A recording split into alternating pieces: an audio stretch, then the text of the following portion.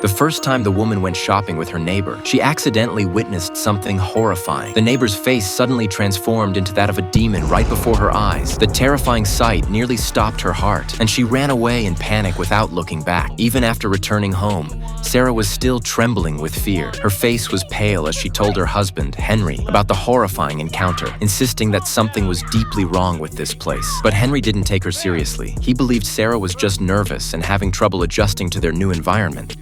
After all, they had only recently moved to New York following Henry's job promotion and were now living in a luxurious apartment provided by his company. They arrived. Sarah seemed to be haunted by some mysterious force, and her mental state grew worse by the day. No!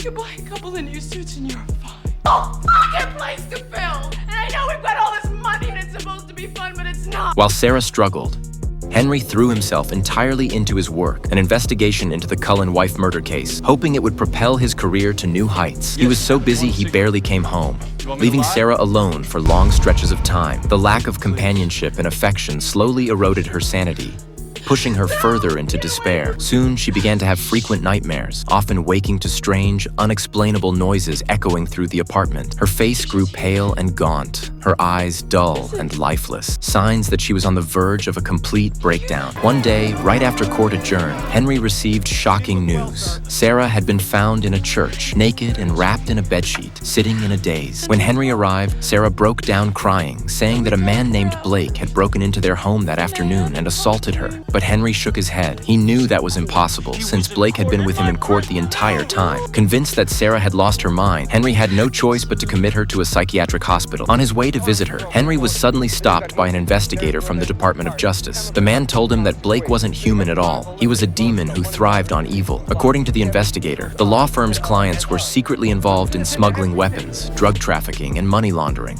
Henry didn't want to believe it until the investigator mentioned the math teacher. That was when Henry realized he had made a terrible, irreversible mistake. But before he could ask more, a speeding car came out of nowhere and hit the investigator, killing him instantly. When Henry finally reached the hospital, his mother had already arrived from the countryside. Racked with guilt, she said that if she had just taken Sarah away earlier, none of this would have happened. But before they could say much more, tragedy struck again. Inside the hospital room, Sarah looked into the mirror and saw Henry's colleague's reflection morph into the face of a demon. Terrified, she screamed and forced him out of the room, then frantically pushed a chair against the door to block it. As Henry pounded on the other side, desperate to get in, Sarah's eyes grew vacant. She could hear whispering voices, soft, demonic murmurs circling her mind. Unable to bear it any longer, she picked up a shard of broken glass from the floor. Henry tried desperately to break down the door, but it was too late. Everything was already over.